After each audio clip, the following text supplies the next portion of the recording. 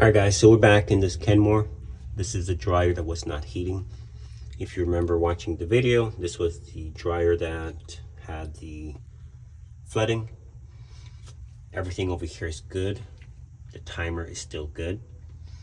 When we last checked, I think I left off that the motor was bad. Now, a motor can go bad in a couple of ways. The motor can go bad either, so we have a switch inside the motor, which I'll test and show you, that can go bad, or the motor will not turn on. So not because the motor spins with 120 volts. You can run a motor, no problem. The heating circuit is on the inside, which I'll show you, and that's the issue with this.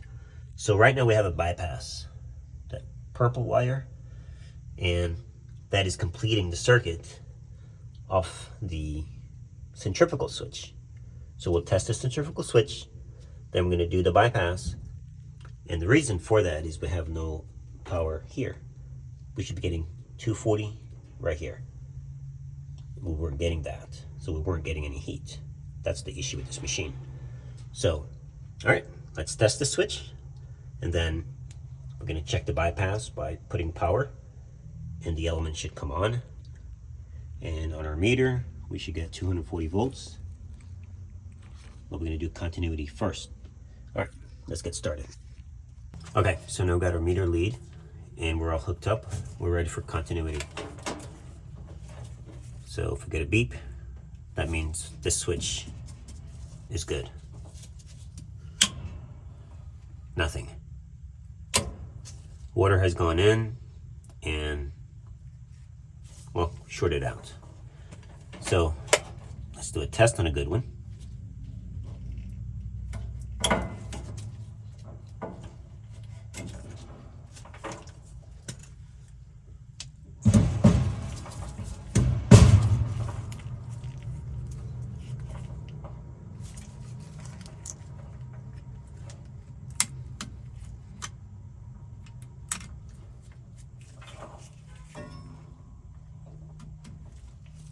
Now when you squeeze the switch, you'll hear the beep.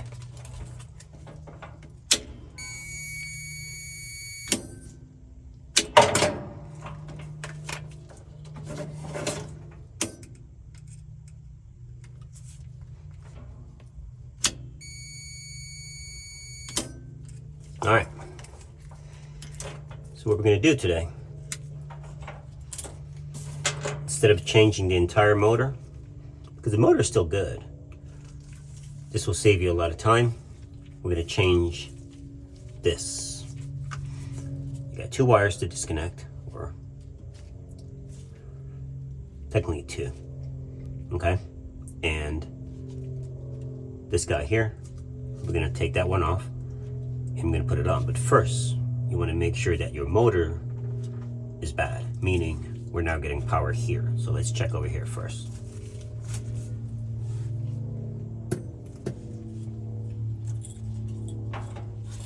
So what you're gonna do, set your meter, volts AC.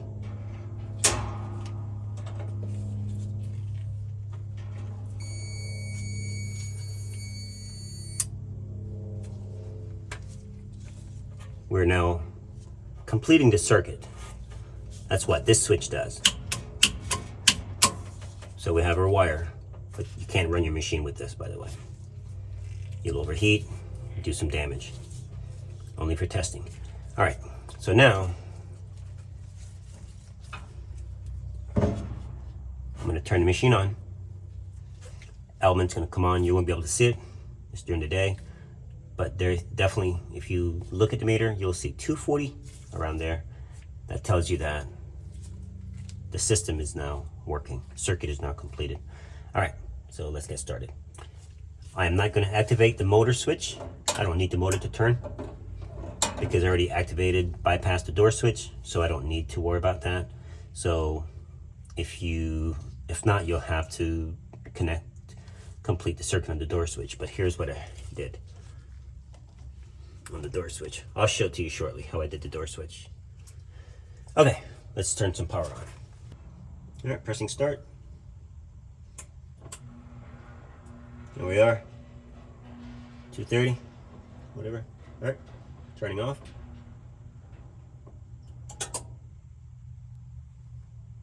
All right, let me unplug. All right, so we know this is good. Our problem is right here.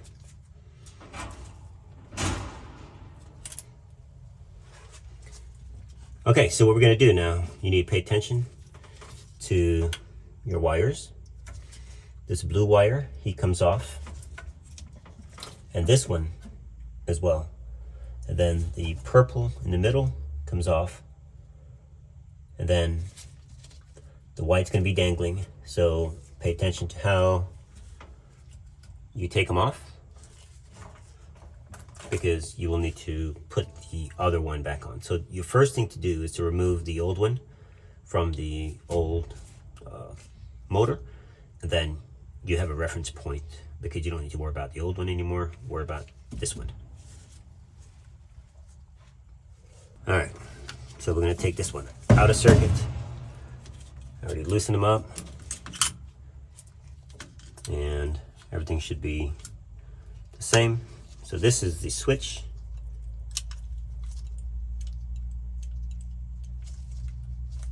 Yep. Okay, so we're going to disconnect 2 wires, 3 wires, and you have 1, 2, and 3.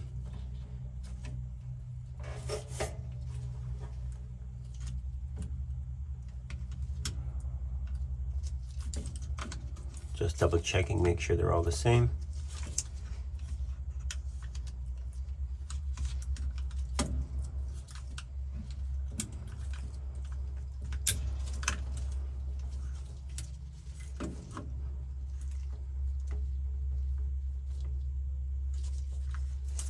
And our main thing is to keep everything back on this motor. The switch is just a switch. So you'll be totally fine. Just make sure you match everything up on your switch.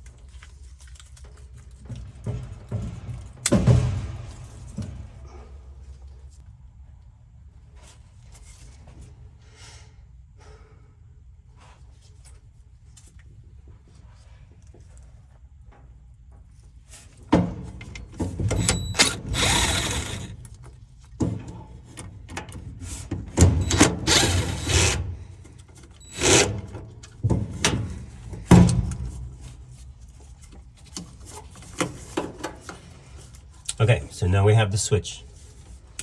Hope you guys can see. All right, so you want to compare your new switch, and you want to make sure that they are the same. So we might have to change a couple orientation. Everything on the switch is the same, so you basically have to match your switch up to this switch. Okay, you have your blue wire, which is going to go to the left side, right there. And then you have your white, which is going to go onto the 3rd pin in the back. Pretty straightforward. So let's start with the white wire.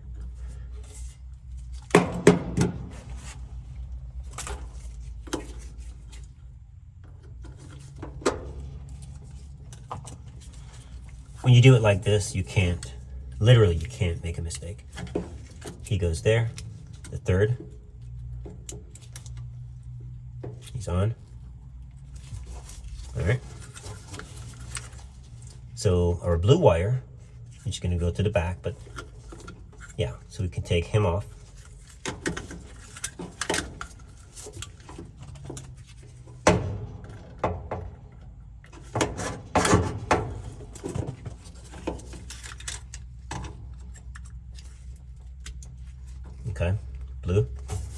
Now, the purple wire or tan wire, he's going to go over here where the blue wire is. And we're going to move this blue wire and we're going to use the purple in place. So we're going to take this blue off now. Okay, set him there for now. And this wire is coming off.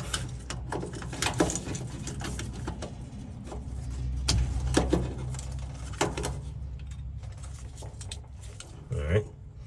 Now the purple wire is going to go where the blue wire is. The blue wire is, count on your original, 1, 2, 3, 4. That's where the purple is. All right, and that's 1, 2, 3, 4. So he's over here in the middle. Yep. So we're going to take the purple and put him on the 4th pin towards the back. You have to leave room for your motor harness to plug into now. So nothing goes in the front wires, always in the back.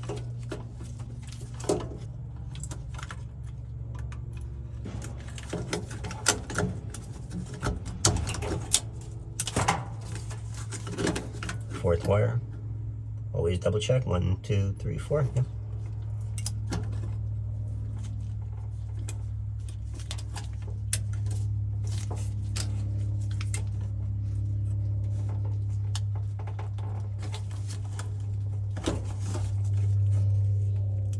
All right, so we have 1 wire left. I'm gonna be taking this guy off, by the way.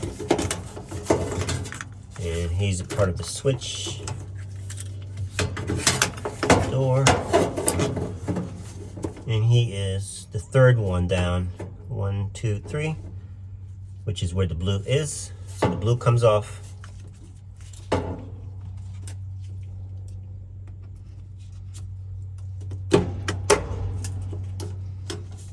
Third wire. This is your main diagram. Everything goes from here. 1, 2, 3.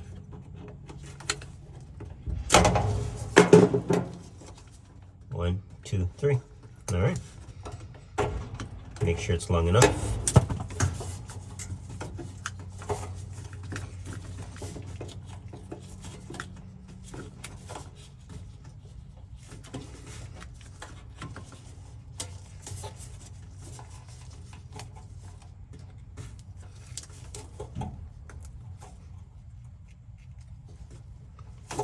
Alright guys, so we're pretty much done now. We're going to be mounting this thing back in. And we're going to put the machine in. And again, we're going to check for voltage.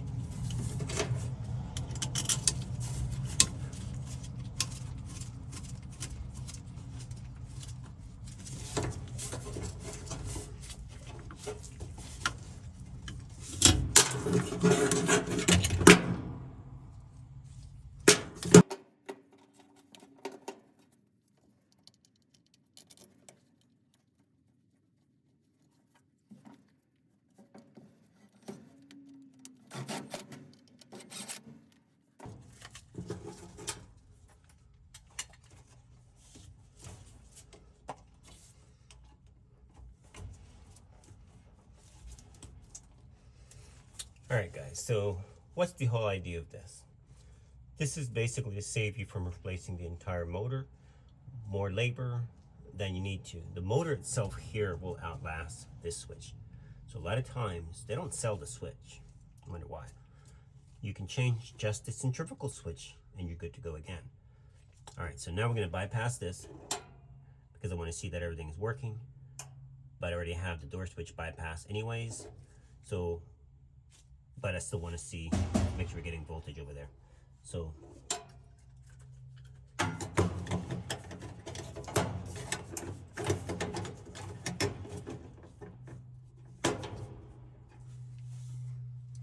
find use for that switch. Okay, I'm gonna plug back in, put our meter. I want to see the motor. Everybody should turn on, and we should get proper voltage on our element. Okay, make sure nothing is touching anything. Let's plug and let's turn the machine on.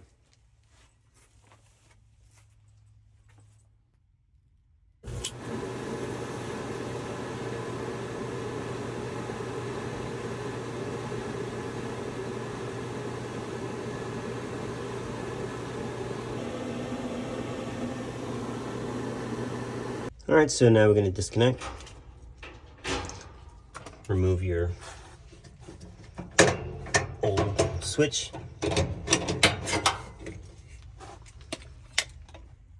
This is my bypass for the door switch, nothing more than a thermostat.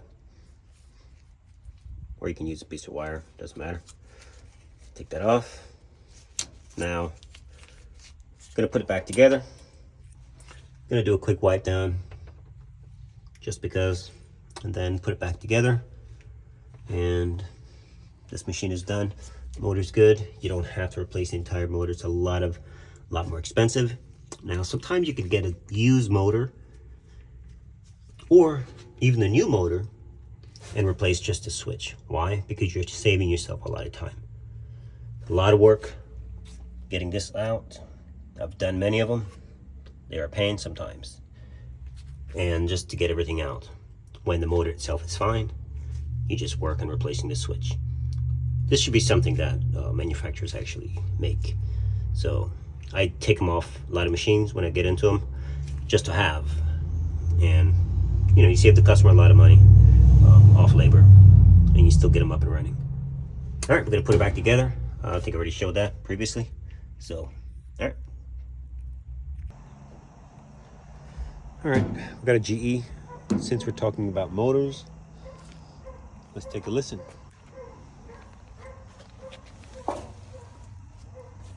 So we're gonna turn it on, take a listen, watch the drum, and see what it's doing.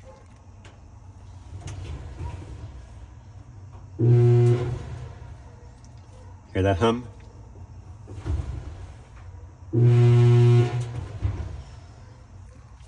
That's the sound of a motor that is stuck. Something is either in the blower wheel, or you could have a bad motor. So that's one way a motor can go bad, when you hear that humming sound. But don't always think it's bad. You should actually open it up and see if there's something caught in it. Now, to do that by yourself, you'll have to press the switch and then have someone turn the start button so you can watch it. Now, sometimes you can verify if the motor is bad, if it's a failing motor, or if it's just a restriction, something obstruction. Obstruction is going to be the same all the time. If it's a failing motor, you sometimes can push and it will turn on and it will run just fine until it eventually, you know, doesn't. So, all right, I'm going to press start again, and we're going to push the motor and see if we can get it to turn on.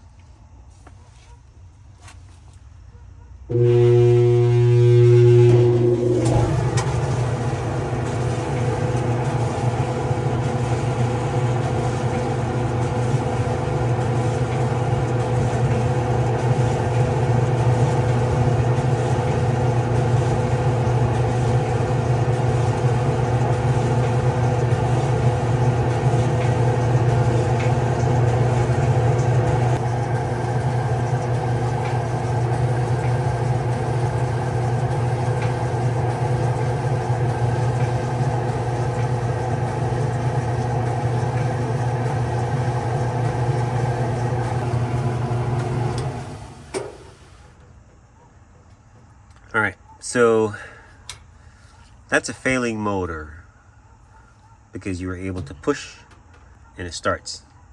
So especially when it's loaded, it's not going to start. You'll have to do a push, and that will help you to get by, but you're definitely going to need to replace the motor. All right, I'm going to try it one more time and see if it turns on.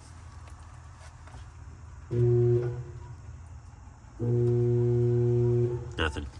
All right, so, but I'm still going to open it up just for the heck of it to see if there's something in the motor holding it back. All right, so this is the GE, and so we have everything bypassed. We have our door switch. Basically connect the two wires together so you can run the machine apart. By the way, that looks like a brand new Element. So not sure what the story is on this unit, but motor was really slow.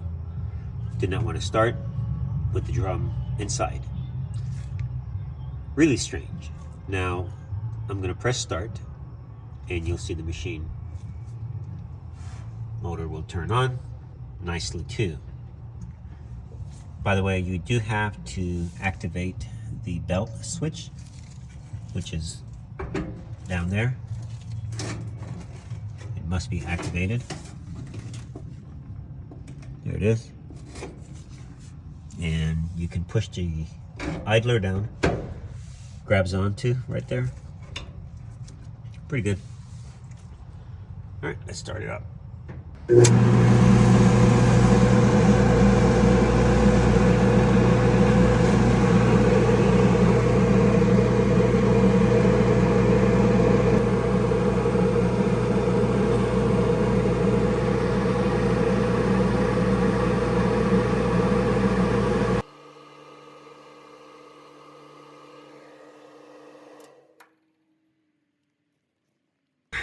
Really strange. Makes no sense.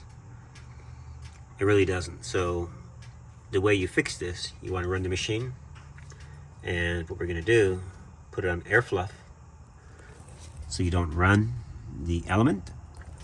Let it run on air fluff for about 10 minutes or 20 minutes, and it should not, if the motor's bad, it will turn off and you will not be able to start the machine again for at least for a few minutes. Then you'll know your motor is bad.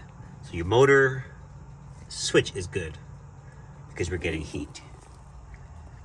But the other portion of the motor is bad. So we're going to put the machine on air fluff, turn it on, element should be off, and then the motor will be running.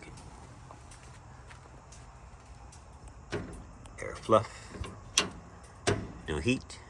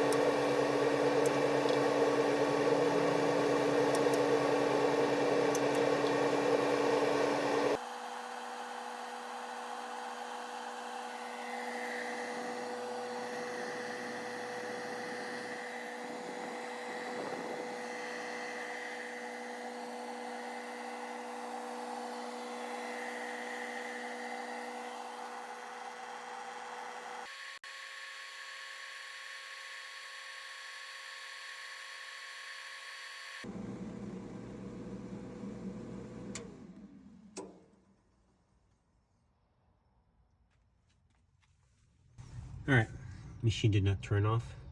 So what does that mean? Means that something could have been holding the motor back. Now, motor's not hot. No, it's kind of hot actually. Yeah, it's warmer than normal. Now, they will feel warm, but you don't want it to be hot. Now you want to start it again and see if it starts.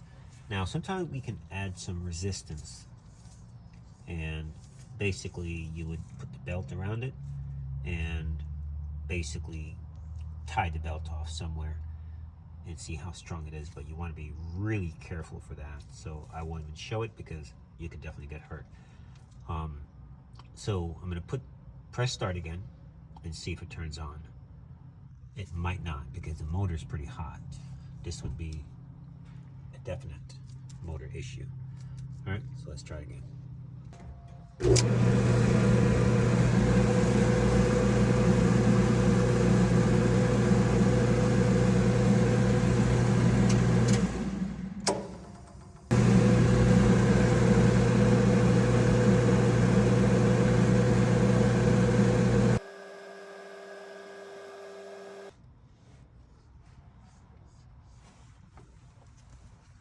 Alright, so here's what I'm going to do.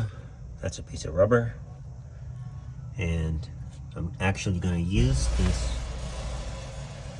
and I'm going to add some resistance to the motor as the motor tries to turn. And I want to see how strong the motor is. It might actually be weak, and that's why it's heating up a little bit. So I'm going to turn it on, and I'm going to try and stop the motor. I should not be able to. It should literally cut and burn right through that. So I'm going to slowly add some force and see what it does.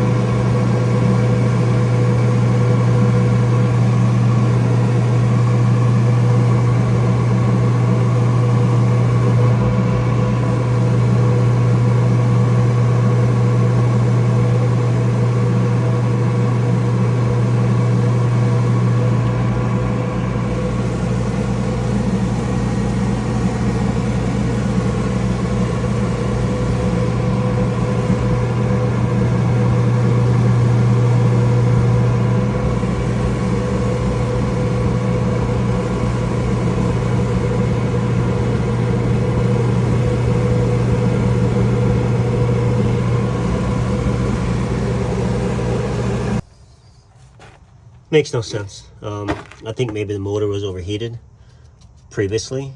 Yeah,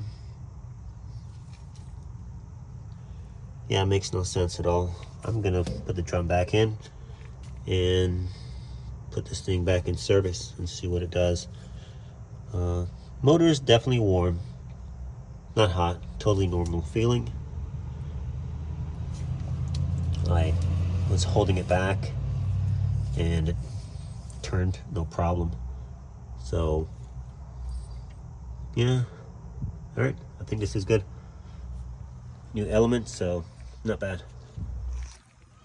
Just want to offer one tip here. So this is on the GE. Your door wire and door switches are right there. And let's say, for example, you do have to change the belt, but you don't want to take or disconnect any of those wires. Pretty straightforward to do it, but maybe you don't want to. You can also just take the front piece once you're taking it off. You just set it sideways like that. You might need to hold it, secure it, just like that. Now you can put your belt on. And the beautiful thing about GE, the belt, you can do it with one hand, literally. It has a latch or a spring assist, and it holds it. So all you need to do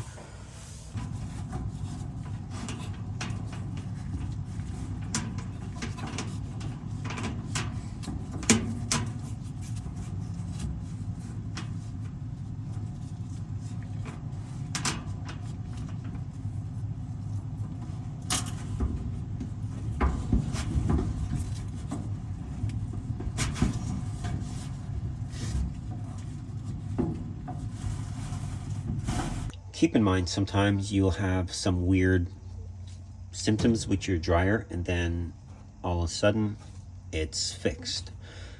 Makes no sense. So I'm going to start this one again and see if there's any more hiccups. So motor ran good, no problem, but previously, as you saw, the thing would not turn. So let's see what it does now. I'm going to cover the door switch again and press start.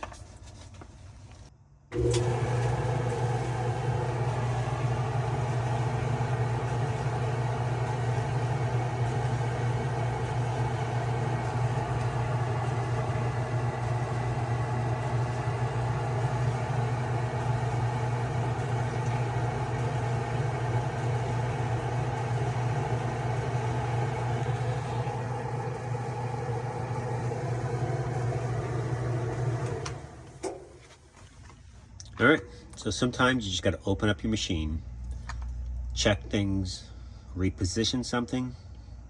Makes no sense, but this was giving a symptom of a bad motor, and now you can see motor is totally fine. All right, thanks for watching.